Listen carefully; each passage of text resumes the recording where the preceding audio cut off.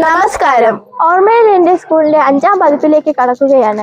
ഇത്തവണത്തെ ഓർമ്മയിൽ എൻ്റെ സ്കൂൾ പരിപാടിക്ക് ചില പ്രത്യേകതകളുമുണ്ട്. എന്താണ് ഹർണി? അതെ, ഒരു കുടുംബത്തിലെ തന്നെ 3 തലമുറകളാണ് അവരുടെ അനുഭവങ്ങൾ നമ്മോടൊപ്പം പങ്കുവയ്ക്കുന്നത്. നമ്മുടെ സ്കൂളിലെ വിദ്യാർത്ഥികളായ ഷെയ സിബിച്ചനും ഡോൺ സിബിച്ചനും അവരുടെ പിതാവായ സിബിച്ചനും മുത്തശ്ശനായ ശ്രീ കുരുവിള പള്ളത്തുമാക്കിലുമാണ് ഇന്ന് നമ്മോടൊപ്പം ചേരുന്നത്. 3 തലമുറകൾ ചരിത്രം പറയുമ്പോൾ ആ കാലഘട്ടങ്ങളിലെ ജീവിത രീതി, വിദ്യാഭ്യാസ രീതി തുടങ്ങിയ ധാരാളം കാര്യങ്ങളിലുണ്ടായ മാറ്റങ്ങൾ നമുക്ക് വേഗം മനസ്സിലാക്കാം, അല്ലേ ഹർണി? അതെ, നമുക്ക് കേൾക്കാം 3 തലമുറകളിലൂടെ ഓർമ്മയിൽ എൻ്റെ സ്കൂൾ. അച്ഛന്റെ അനുഭവങ്ങളൊക്കെ പങ്കുവച്ചു. ഇനി മകന്റെ ഓർമ്മകളും അനുഭവങ്ങളൊക്കെ ഒന്ന് പറയാം. ഏത് ബാച്ചായിരുന്നു, കൂടെ പഠിച്ചവരായിരുന്നു, സ്കൂളിന്റെ സാഹചര്യം. ഞാൻ 89 ബാച്ചാണ് അവിടുന്ന് ഇറങ്ങുന്നത്. SSLC എനിക്കിതാണ്. അന്ന് ഞങ്ങളുടെ 54 കുട്ടികളെ കണ്ടുണ്ടായിരുന്നു. അന്നൊരു ബാച്ചുണ്ടായിരുന്നു. അന്നൊരു ശ്രീകുമാർ സാറേ, ഒരു ഗോപാലകൃഷ്ണൻ സാറ്, ഫ്രാൻസിസ് സാറ്, ഇങ്ങനെയുള്ള സാറന്മാരായിരുന്നു പഠിക്കുന്നത്. പഠിച്ചൊരു കുറച്ച് പേരുടെ വരും, ഒത്തിരി പേരുടെ കോണ്ടാക്ട് ആരുമായിട്ടും അങ്ങനെ ഇല്ല. ഉണ്ട്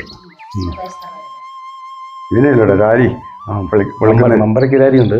പിന്നെ പള്ളിക്കുന്ന രാരിച്ചൻ, ഒരു തോമസ്, ചന്ദ്രൻ, പിന്നെ ഒരു വിനോദ്, ഒരു രാധാകൃഷ്ണൻ, ഇങ്ങനെ കുറേ ആൾക്കാർ എല്ലാം സ്കൂളിൻ്റെ അടുത്തുള്ളത്.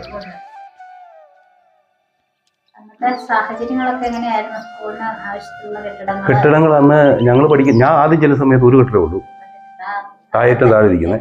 അതിനുശേഷം ഞങ്ങൾ 2ാമത് ഒരെണ്ണം നടക്കും. 3ാമത് കെട്ടിടം പണിയാൻ വേണ്ടി ഞാനും സാറുമാരും കുറേ പിള്ളേരെല്ലാം കൂടെ കൂടിയാണ് അന്ന് പിരിവിന് ജിസ്റ്റാറ്റിൽ കൂടെ ഒക്കെ പിരിവിനൊക്കെ പോയി ഞങ്ങൾ ക്ലാസ്സൊക്കെ കട്ട് ചെയ്ത് അങ്ങനെ പോയിട്ടുണ്ട്. അപ്പോൾ ഞങ്ങളുടെ കാലത്ത് തന്നെ അത് 3ാമത്തെ കെട്ടിടം ഇറങ്ങുന്നതിന് പ്രതി ഞങ്ങളുടെ അധ്വാനം ഉണ്ടായില്ല, അത് ഉണ്ട് അങ്ങനെ ഉണ്ടായിട്ടുണ്ട്. 3ാമത്തെ കെട്ടിടം ഞങ്ങളുടെ എല്ലാം കൂടെ കൂടി ചെയ്ത് ഇപ്പോൾ ഇരിക്കുന്ന 3 അമ്മകൾ ഇരിക്കുന്നു 3ാമത്തെ കെട്ടിടം.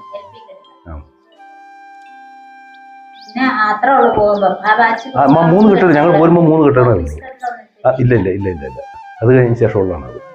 ഒന്ന് മേളിൽ ഒരു ചെറിയ ഗ്രൗണ്ട് ഒക്കെയായിരുന്നു സാഹചര്യം. ഞങ്ങൾ പഠിക്കുന്ന സമയമില്ല. ഇല്ല ഉച്ചഭക്ഷണമില്ല, അന്ന് യൂണിഫോം ഇല്ല.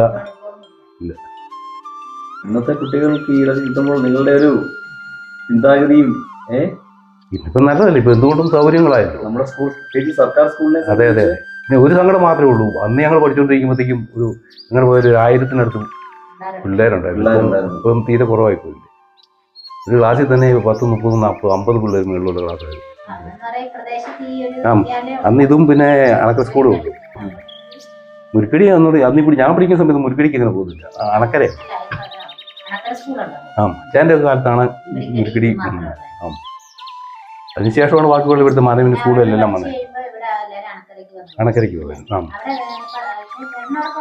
10 പേര്.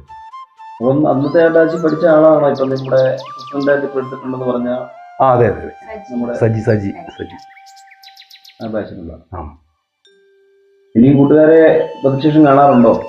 ശേഷം അപൂർവമായിട്ട് ചില ആൾക്കാരെ മാത്രമേ കാണാറുള്ളൂ, കോണ്ടാക്ട് ഇല്ല. അങ്ങനെ. അന്ന് ഈ മൊബൈലും അങ്ങനത്തെ സംഭവങ്ങളൊന്നും ഇല്ലല്ലോ. പഠിത്തം കഴിഞ്ഞ് ഓരോ മേഖലയിലേക്ക് അങ്ങോട്ടും ഇങ്ങോട്ടും മാറി. എന്തായാലും ഏറെ അഭിമാനിക്കാൻ പറ്റുന്നൊരു കാര്യമാണ്. കാരണം ഇങ്ങനെ പാരമ്പര്യമായിട്ട് അപ്പൻ മോനെ മക്കള് എല്ലാരും അവിടെ പഠിച്ചിറങ്ങുക എന്ന് പറയുന്നത്. അപ്പന്റെയും വല്യപ്പന്റെയും ഒക്കെ അനുഭവങ്ങളൊക്കെ കേട്ടില്ലേ നിങ്ങളിപ്പോ ആ സ്കൂളിൽ തന്നെ പഠിക്കുക അല്ലേ? എന്നാ ഉണ്ട് സ്കൂളിനെ കുറിച്ച് എന്നാ പറയാനുള്ളേ? അവര് കഷ്ടപ്പെട്ടല്ലേ അവിടെ നടന്നൊക്കെ വന്ന് പഠിക്കുക അല്ലേ? നിങ്ങൾക്ക് എന്തൊക്കെ സൗകര്യങ്ങളൊക്കെ പറഞ്ഞിട്ടുണ്ടാവും. ഓട്ടമുണ്ട് അല്ലേ?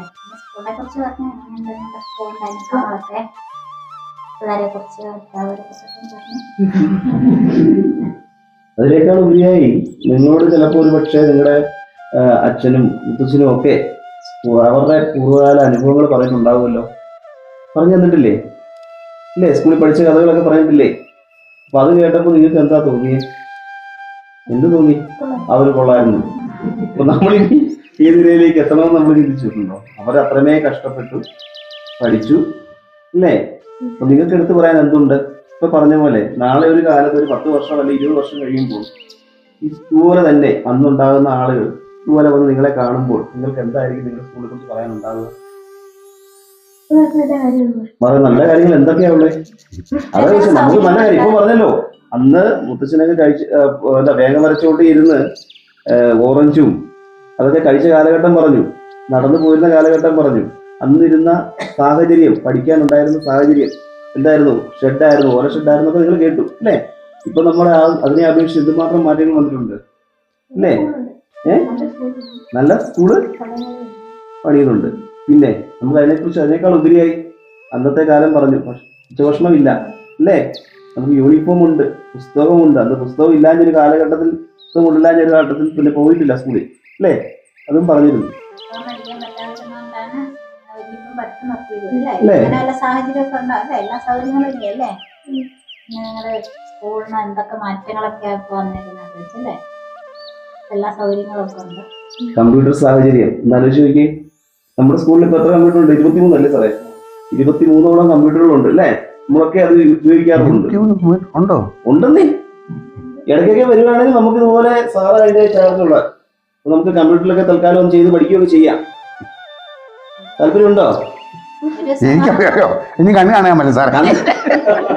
അത് തന്നെയല്ല, ബ്രെയിൻ പറക്കല്ലോ.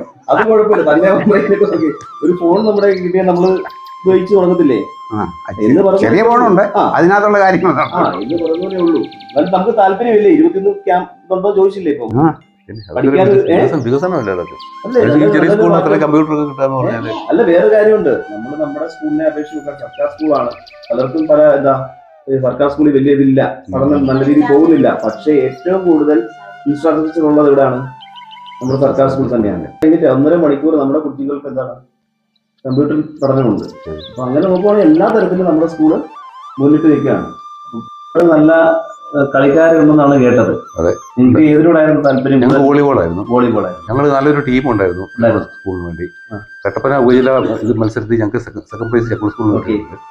അത് പിന്നെ ഞങ്ങൾക്ക് എന്തോ പിന്നെ സെലക്ഷൻ മറ്റേ ജില്ലയിലോട്ട് ഇല്ലാതെ വന്നുകൊണ്ട് അന്ന് തൊടുപുഴ ജില്ലയിൽ നിന്ന് ചോദിച്ചാൽ ഫസ്റ്റ് കിട്ടിയവർക്കും ഈ ഞങ്ങളുടെ ടീമിൽ നിന്ന് ഫസ്റ്റ് കിട്ടിയവർക്കും അവിടെ നിന്ന് 2 ടീമിൽ നിന്ന് മാത്രമേ ആളെ കിട്ടും. പിന്നെ ഞങ്ങളുടെ കൂട്ടത്തിൽ നിന്ന് തന്നെ 2-3 പേർക്ക് ഇങ്ങനെ സെലക്ഷൻ കിട്ടുന്നതായിരുന്നു. അത് നടന്നില്ല. പിന്നെ അതിനുശേഷം പഠനത്തിന് ശേഷം പിന്നെ ഈ മേഖലയിലേക്ക് പോയോ? വോളിബോൾ കുറച്ച് നാളൊക്കെ കളിക്കാനൊക്കെ പോയി. അതുകൊണ്ട് നമുക്ക് വലിയ പ്രയോജനം മുന്നോട്ട് വരാൻ. ഇതുപോലെ നിങ്ങൾ വലിയൊരു മാതൃകയാണ് ഇപ്പൊ ഈ കാണിച്ചിട്ടുള്ളത്. നമ്മുടെ സ്കൂളിലേക്ക് വരിക, ആ മക്കളും കൊച്ചുമക്കളും എല്ലാവരും കൂടെ ഈ സ്കൂളിൽ തന്നെ പഠിച്ചു എന്നൊരു അഭിമാനം തന്നെയാണ്. അത് നമുക്ക് എടുത്ത് പറയാൻ പറ്റുന്ന കാര്യം തന്നെയാണ്. നമ്മുടെ സ്കൂളിനെ സംബന്ധിച്ചിട്ട് അഭിമാനമുള്ളൊരു കാര്യമാണ്. അതെ അതെ. എന്തായാലും നമ്മുടെ 28-ാം തീയതി നടക്കുന്ന വാർഷികത്തിൽ കുടുംബമായിട്ട് എല്ലാവരും എത്തിച്ചേരണം. ഉച്ചയ്ക്ക് 2 മണിക്കാണ്. കാര്യങ്ങൾ പ്രകാരം നമ്മൾ നോട്ടീസുമായി വീണ്ടും ഇറങ്ങും. അപ്പൊ എവിടെയാണെങ്കിലും അന്ന് അവധി എടുത്ത് എത്തിച്ചേരാനുള്ള ശ്രമം നിങ്ങളുടെ എല്ലാവരുടെ ഭാഗത്തും ഉണ്ടാകും. സ്കൂളൊക്കെ കാണിച്ചു കൊടുക്കണം കേട്ടോ.